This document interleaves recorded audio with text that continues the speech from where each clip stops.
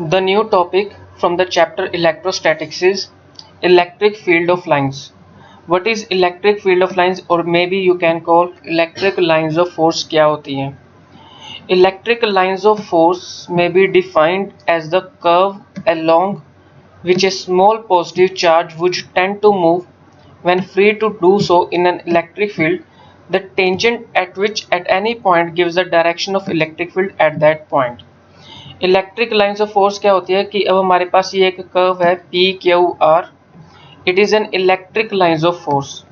The tangent drawn to this curve, ये जो tangent बन रही है इस कर्व के ऊपर, ठीक है, एट एनी पॉइंट पी और एट एनी पॉइंट क्यू और at any point R, it gives the direction of the field. Electric field की ये हमें डायरेक्शन बता रहा है कि ये इलेक्ट्रिक फील्ड की डायरेक्शन ई पी वेक्टर है और ये इलेक्ट्रिक फील्ड की डायरेक्शन ई क्यू वेक्टर है और जो आर पे है वो इलेक्ट्रिक फील्ड की डायरेक्शन ई आर वेक्टर है. ये तो इसकी डायग्राम हो गई. लेकिन इलेक्ट्रिक लाइंस ऑफ फोर्स होती क्या है?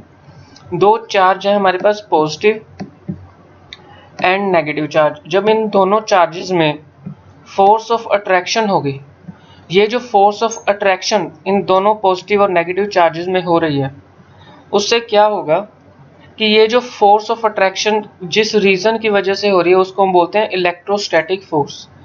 अब जब पॉजिटिव चार्ज नेगेटिव चार्ज की तरफ मूव करेगा और जो नेगेटिव चार्ज पॉजिटिव चार्ज की तरफ मूव करेगा, तो ये इनके जो पॉजिटिव और नेगेटिव चार्ज जो एक दूसरे की तरफ मूव कर रहे हैं उसकी क्या बन रही है, ऐसे इलेक्ट्रिक लाइंस ऑफ फोर्स बन रही हैं. वो स्ट्रेट भी हो सकती है, कर्व, इस तरह से कर्व भी हो सकती हैं. ठीक है, तो ये जो इलेक्ट्रिक लाइंस ऑफ फोर्स है ये हमें बताएंगे कि इसकी जो डायरेक्शन ऑफ इलेक्ट्रिक फील्ड है वो किस तरफ है. तो ये जो लाइंस बनेंगी ये क्या हो रहा है, एक्चुअली मूवमेंट हो रही है पॉजिटिव और नेगेटिव चार्ज की, तो उसको हम बोलते हैं इलेक्ट्रिक लाइंस ऑफ फोर्स.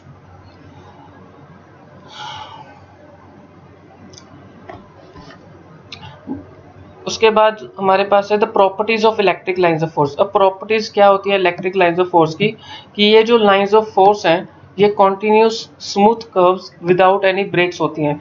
कि ये जो curve lines electric lines of force होती है कि इनकी जो होती है कर्व्स बनती है, ऐसे इलेक्ट्रिक लाइंस ऑफ कर्व्स बनती हैं, इनकी कॉन्टिन्यूस स्मूथ कर्व्स होती है विदाउट एनी ब्रेक्स, इनमें कोई ब्रेक जो है वो नहीं आता. उसके बाद जो लाइंस ऑफ फोर्स होती हैं वो स्टार्ट होती हैं पॉजिटिव चार्ज से और एंड होती है नेगेटिव चार्ज पे. They can not form closed loop, इनका कोई क्लोज्ड लूप नहीं बनता. If there is a single charge, अगर कोई सिंगल चार्ज है तो जो लाइंस ऑफ फोर्स होगी वो स्टार्ट और एंड होगी इन्फिनिटी से. मतलब अगर समझ लीजिए कोई नेगेटिव चार्ज नहीं है, अकेला पॉजिटिव चार्ज है, ठीक है, तो ये इसकी जो मूवमेंट होगी ये स्टार्ट होंगी इन्फिनिटी से और एंड भी होगी इन्फिनिटी से. ठीक है, तो ये स्टार्ट होती है, अगर दो चार्जेस हैं पॉजिटिव नेगेटिव तो ये पॉजिटिव चार्ज से स्टार्ट होंगे और एंड होंगे नेगेटिव चार्ज पे. The tangent to the line of force at any point gives the direction of electric field. यही हमने डायग्राम में किया है कि ये जो टेंजेंट बन रहा है on this curve, it gives the direction of electric field. ये जो इलेक्ट्रिक लाइंस ऑफ फोर्स हैं एक दूसरे को क्रॉस जो है नहीं करते, they never cross each other. The lines of force are always normal to the surface of the conductor on which the charges are in equilibrium. जो lines of force होंगी वो surface of the conductor के क्या होगी, perpendicular होंगी, on which the charges are in equilibrium. समझ लीजिए conductor है, उसका पॉजिटिव नेगेटिव चार्ज है, ये हमारे पास कंडक्टर है, दिस इज द कंडक्टर. जब इसमें कोई अट्रैक्शन होगी तो जो इलेक्ट्रिक लाइंस ऑफ फोर्स होंगी, जो इलेक्ट्रिक लाइंस ऑफ फोर्स जो इसकी कर्व्स बनेंगी वो क्या होंगी, इस तरह से परपेंडिकुलर होंगी. ये कर्व्स बनेगी इस तरह से परपेंडिकुलर, जो एक दूसरे को क्रॉस भी नहीं करेंगे और इसके क्या है, परपेंडिकुलर है. The lines of force have tendency to contract length wise. This explains the attraction between two unlike charges. The lines of force have tendency to contract length wise. अगर जब इनमें अट्रैक्शन होगी तो इनकी जो लेंथ है वो क्या होगी, कॉन्ट्रैक्ट होगी. ठीक है, एक दूसरे के करीब लेंथ जो है उसकी इलेक्ट्रिक लाइंस ऑफ फोर्स जो है तो वो क्या होगी, एक दूसरे के क्लोज आएंगी. जैसे ही पॉजिटिव नेगेटिव चार्ज थोड़ा उनका डिस्टेंस बढ़ेगा तो इलेक्ट्रिक लाइंस ऑफ फोर्स है वो एक दूसरे से दूर जाएंगी. The lines of force have tendency to expand laterally, so exert a lateral pressure on neighbouring line of force. This explains repulsion between two charges. जब पॉजिटिव और पॉजिटिव जो दो सिमिलर चार्जेस हैं, जब उनमें रिपल्शन होगी और जब रिपल्शन होती है तो क्या होता है, पॉजिटिव और पॉजिटिव चार्ज और दो पॉजिटिव चार्ज वो एक दूसरे से क्या होते हैं, दूर जाते हैं। जब वो दूर जाते हैं तो जो इलेक्ट्रिक लाइंस ऑफ फोर्स बनेंगी वो एक दूसरे पे क्या लगाएंगी, प्रेशर लगाएंगी, अपनी नेबरिंग लाइन ऑफ फोर्स पे लेटरल प्रेशर लगाएंगे। जब ये लेटरल प्रेशर कब लगाएंगे, जब उनमें क्या होती है, रिपल्शन होती है। उस समय जो है इलेक्ट्रिक लाइंस ऑफ फोर्स जो है दूर जाती हैं। तो हम जैसे एक्सप्लेन भी कर सकते हैं, समझ लीजिए ये पॉजिटिव चार्ज है, ये भी क्या है, पॉजिटिव चार्ज। अब जो इलेक्ट्रिक लाइंस ऑफ फोर्स है वो क्या हो रही है, दूर जा रही है ऐसे, ठीक है, एक दूसरे से दूर जा रही है। जैसे ही ये एक दूसरे से दूर जाएंगी तो ये क्या होगा, एक दूसरे के ऊपर ये जो लाइन ऑफ फोर्स है, इस लाइन ऑफ फोर्स पे प्रेशर लगाएंगी जैसे ही इनमें रिपल्शन होगी। तो इसलिए इसको बोलते हैं, ये हमें एक्सप्लेन करता है repulsion between the two similar charges. तो ये properties of electric lines of force थी, ये बहुत ही इंपॉर्टेंट क्वेश्चन है। नेक्स्ट जो प्रॉपर्टी है वो ये है, the relative closeness of the lines of force gives A measure of the strength of electric field. अगर इलेक्ट्रिक लाइंस ऑफ फोर्स एक दूसरे के बेहद क्लोज हैं तो इलेक्ट्रिक फील्ड की जो स्ट्रेंथ है वो क्या है, बहुत अच्छी है और बहुत ज़्यादा है। अगर इलेक्ट्रिक लाइंस ऑफ फोर्स एक दूसरे से दूर है तो उसकी जो इलेक्ट्रिक फील्ड की जो स्ट्रेंथ है वो क्या है, वीक फील्ड है। ठीक है, अगर क्लोज है तो स्ट्रॉन्ग फील्ड है, अगर एक दूर जा रही है तो वीक फील्ड है।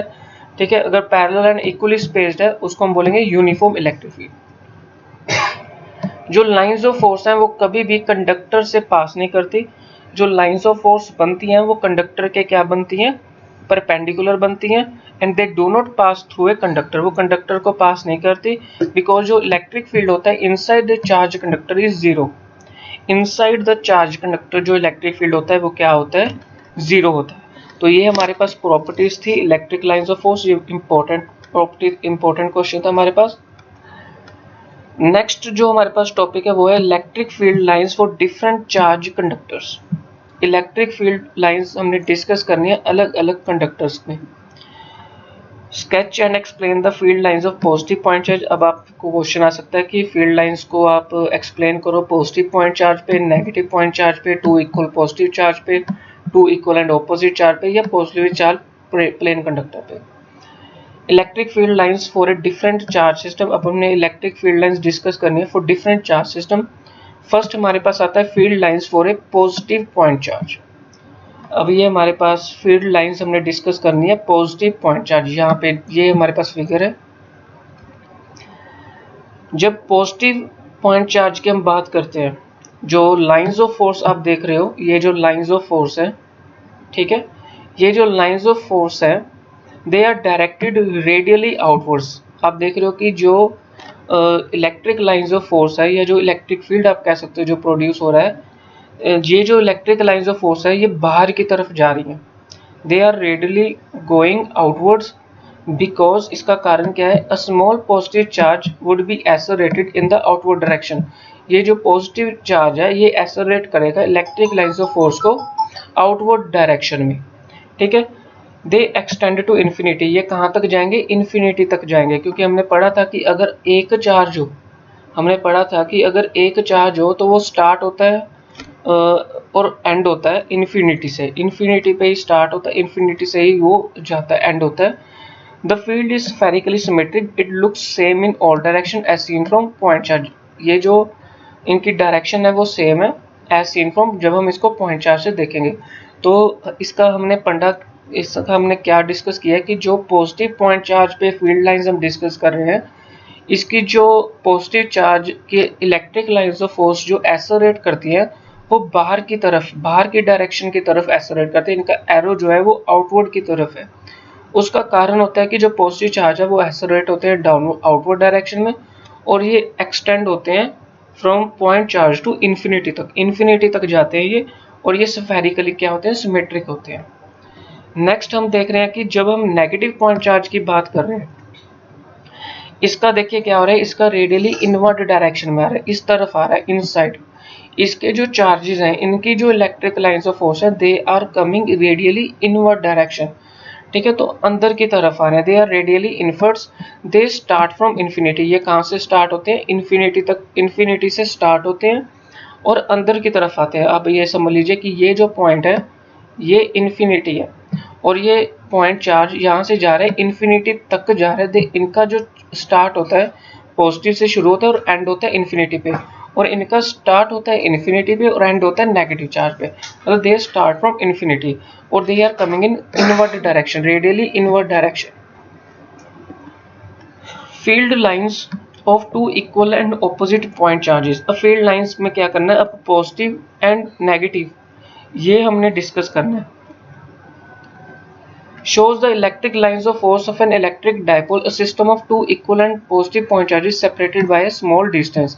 अब जो आप ये देख रहे हो पॉजिटिव एंड नेगेटिव चार्ज, इनको सेपरेट किया गया है एक स्मॉल डिस्टेंस पे, जैसे कि radius r। They start from positive charge and and on negative charge. कहाँ से शुरू है, ये पॉजिटिव चार्ज से शुरू हो रहे हैं। देखिए ये एरो जो आप देख रहे हो यहाँ पे जा रहा है, पॉजिटिव चार्ज से शुरू है और एंड हो रहे हैं नेगेटिव चार्ज पे। The lines of force seems to contract lengthwise if the two charges are being pulled together। अगर आप इनको पुल करोगे, ठीक है, तो अगर पॉजिटिव नेगेटिव चार्ज थोड़ा सा दूर जाएंगे तो इनके बीच क्या होगा, ठीक है, तो जो इनकी लेंथ वाइज होगी वो कॉन्ट्रैक्ट होगी। This explains the attraction between two unlike charges. ये हमें एक्सप्लेन करेगा कि इनके बीच क्या हो रही है, अट्रैक्शन हो रही है टू अनलाइक चार्जेस पे। और इनका जो इलेक्ट्रिक फील्ड होगा प्रोड्यूस होगा that is cylindrically symmetric about the dipole axis. ये हमारे पास क्या है, ये डायपोल एक्सिस है। ये जो आप लाइन देख रहे हो पी वाली लाइन, ये क्या है, डायपोल एक्सिस है। और यहाँ पे क्या प्रोड्यूस हो रहा है, इलेक्ट्रिक फील्ड प्रोड्यूस हो रहा है। तो ये हमारे पास था पॉजिटिव और नेगेटिव चार्ज का two equal and opposite charges, इनमें क्या हो रही है, अट्रैक्शन हो रही है।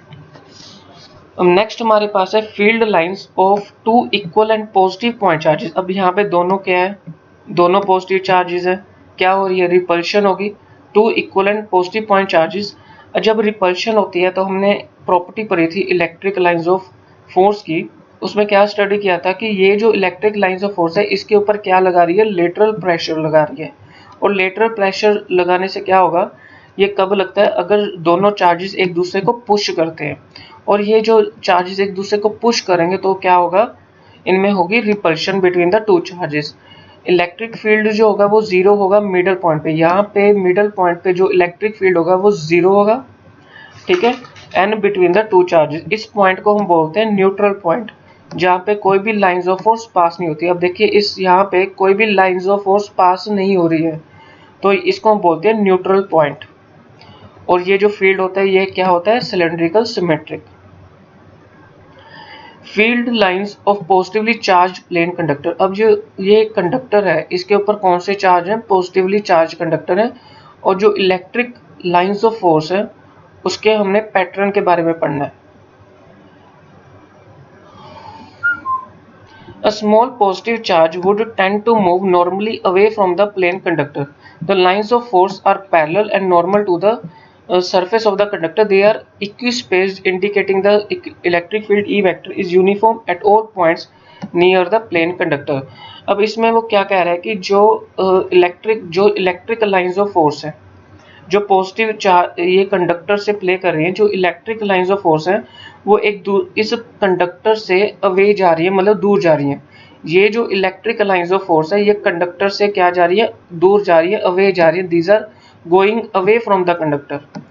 ये जो इलेक्ट्रिक लाइंस ऑफ फोर्स हैं they are going away from the conductor, ठीक है। और ये जो इनके इलेक्ट्रिक लाइंस ऑफ फोर्स जो बन रही हैं इनके बीच जो डिस्टेंस है वो क्या है, यूनिफॉर्म है।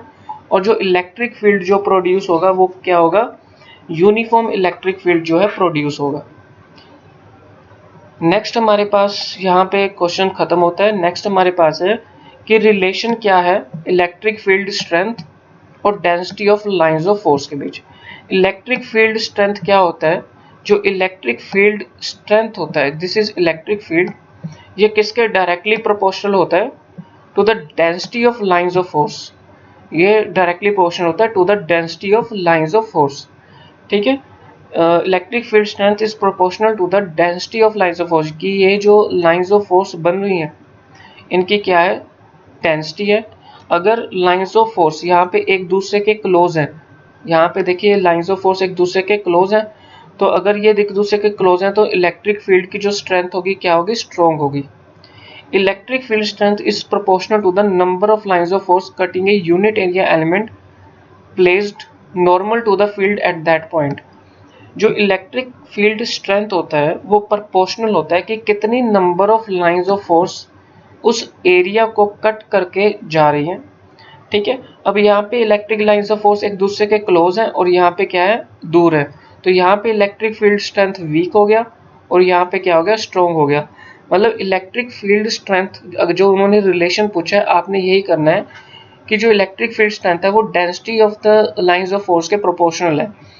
Density of the lines of proportional का क्लोज होने का मतलब क्या है कि अगर लाइंस ऑफ फोर्स क्लोज है तो उसका जो इलेक्ट्रिक फील्ड स्ट्रेंथ है वो स्ट्रॉन्ग होगा। अगर लाइंस ऑफ फोर्स की डेंसिटी स्ट्रॉन्ग नहीं है, मतलब दूर है, तो क्या होगा, इलेक्ट्रिक फील्ड स्ट्रेंथ क्या होगा, वीक होगा। Consistency of the inverse square law with the electric field lines. आपने शो करना है कि जो 1/r² होता है, dependence of the electric field of A point charge is consistent होता है with the concept of electric field lines. The number of radial lines of force originating from charge Q in a given solid angle delta ohm is constant। अभी यहाँ से शुरू हो रहा है charge, radial lines originating from point charge Q, यहाँ से शुरू हुआ और कहाँ पे जा रहा है, डेल्टा ओम, यहाँ से पास कर रहा है, इस सॉलिड एंगल से पास कर रहा है और इस सॉलिड एंगल से पास कर रहा है। Consider 2 point charges P1 and P2। 2 point charges हैं, एक P1 है यहाँ पे और एक पॉइंट चार्जेस है P2 एट ए डिस्टेंस R1। यहाँ से यहाँ तक का डिस्टेंस R1 है और यहाँ से यहाँ तक का डिस्टेंस क्या है, O से लेके OP2 तक का R2 है।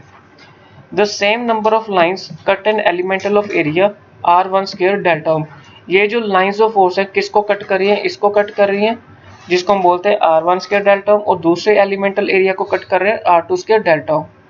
जो number of lines of force इस एलिमेंटल एरिया को कट कर रहे हैं, जिसको हम P1 बोलते हैं, कितनी number of lines of force cut कर रही हैं इस एलिमेंटल एरिया पे, N divided by R1² delta ohm. Same ऐसे हम लिख देंगे P2 का कितने number of lines of force cut कर रही है सेकंड एलिमेंटल एरिया को। तो इनकी हम इलेक्ट्रिक फील्ड स्ट्रेंथ क्या होती है, density of lines of force के डायरेक्टली प्रोपोर्शन होती है। तो E1/E2 का हम क्या करेंगे, रेशियो निकालेंगे। तो E1 की वैल्यू हमारे पास कौन सी है, E1 हमारे पास ये है N/R1² डेल्टा ओम, और E2 की क्या है, ये हमारे पास है। जब आप इसकी वैल्यू सब्सटीट्यूट करोगे तो R2²/R1² आ जाएगा। तो यहाँ से पता चल रहा है कि जो E है वो इनवर्सली प्रोपोर्शनल है R1² का, और जो E2 है वो इनवर्सली प्रोपोर्शनल है R2² का। तो हम इसके कह सकते हैं E जो है वो इनवर्सली प्रोपोर्शनल है 1/r² का। उसके बाद हमने डिस्कस करना है area is a vector quantity. अब what is an area vector, area vector क्या होता है, how do we specify the direction of planar area vector, इसकी डायरेक्शन आप कैसे स्पेसिफाई करोगे। How do we associate a vector to the area of a curved surface. Area vector क्या होता है, we come across many situation where we need to know not only the magnitude of surface area but also its direction. कई ऐसी situations आई हैं जहाँ पे हमने पता करने की कोशिश की है कि ना सिर्फ मैग्नीट्यूड ऑफ सरफेस एरिया हमें पता हो बल्कि उसकी डायरेक्शन भी पता हो। The direction of planar area vector is specified by normal to the plane. जो डायरेक्शन होगी प्लेनर एरिया वेक्टर की वो स्पेसिफाइड होगी जो प्लेन के क्या होगा, नॉर्मल होगा। जैसे कि ये प्लेन है और इसकी जो इलेक्ट्रिक लाइंस ऑफ फोर्स है वो क्या है, इस कंडक्टर के क्या है, परपेंडिकुलर है। हमने पहले ही कहा है कि जो इलेक्ट्रिक लाइंस ऑफ फोर्स है वो कंडक्टर के जो प्रोड्यूस होती हैं वो normal to the conductor produce होती हैं। प्लेनर एरिया एलिमेंट हमने ds मान लिया कि ये जो एरिया है इसका क्या है, ds है, has been represented by normal vector ds vector.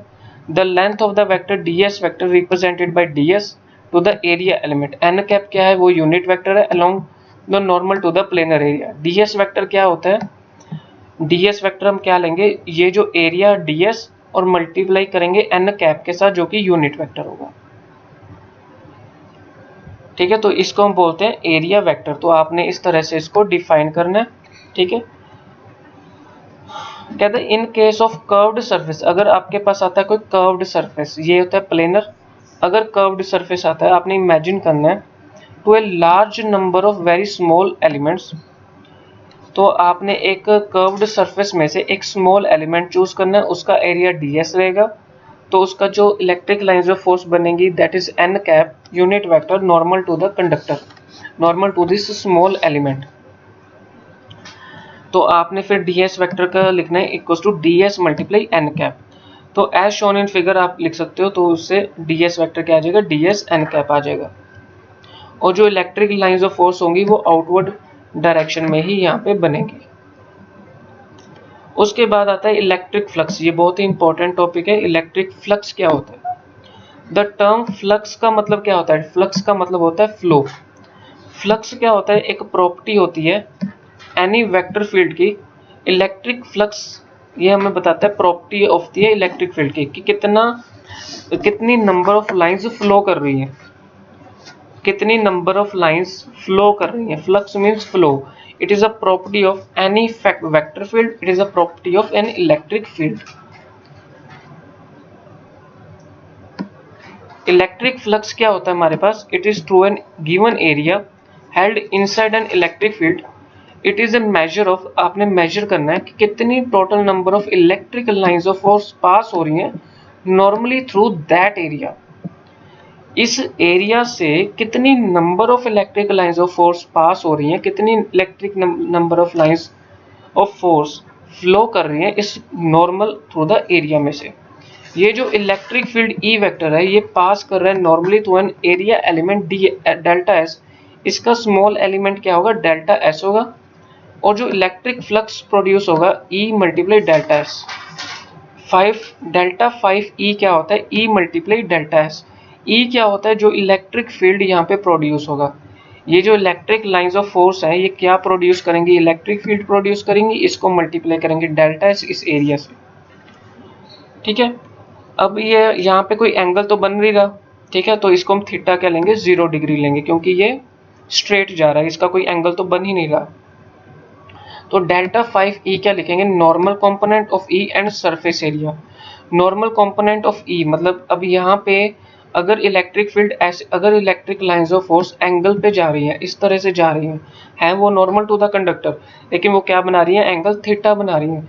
तो जब एंगल थीटा बन रहा है तो यहाँ पे क्या बनेगा? ई कोस थीटा बनेगा। ई कोस थीटा को किसके साथ मल्टीप्लाई करेंगे? इस एरिया के साथ, डेल्टा एस के साथ। E delta S cos theta आ जाएगा। तो जब हम कोस थीटा रिमूव करेंगे तो क्या आ जाएगा? E vector delta S vector. तो ये हमारे पास होता है इलेक्ट्रिक फ्लक्स।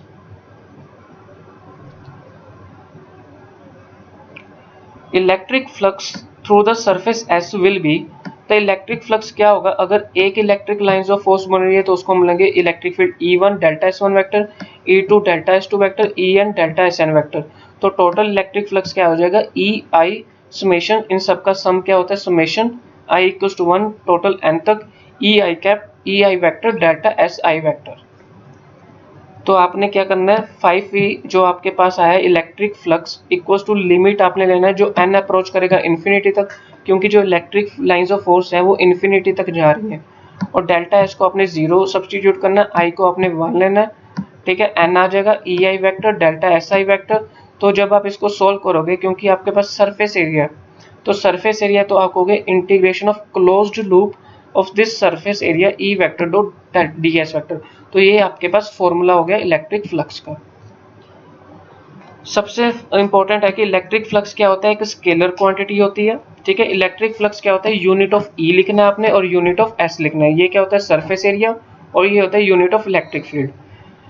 ऐसा यूनिट क्या होंगे इलेक्ट्रिक फ्लक्स के? यूनिट ऑफ इसका क्या होगा? इलेक्ट्रिक फील्ड के यूनिट्स होंगे न्यूटन पर कूलम और सरफेस एरिया के यूनिट्स होंगे मीटर स्क्वायर। तो इसका इलेक्ट्रिक फ्लक्स के यूनिट्स आ जाएंगे न्यूटन मीटर स्क्वायर पर कूलम।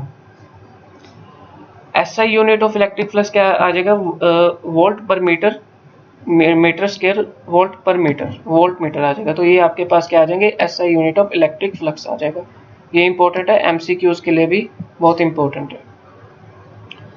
लास्ट टॉपिक हमारे पास है गॉस थ्योरम। ये मोस्ट इंपॉर्टेंट टॉपिक है, Gauss theorem. Most important question and most important topic. Gauss theorem क्या कहता है? It states that the total flux through a closed surface 1 by xylo not, ये आपके पास है 1 by xylo not times the net charge enclosed by the close surface, कितना charge यहाँ पे produce हो रहा है 1 by epsilon not times the net charge enclosed by the closed surface. तो ये आपके पास आ जाएगा गॉस थ्योरम का डेफिनेशन और उसका फॉर्मूला।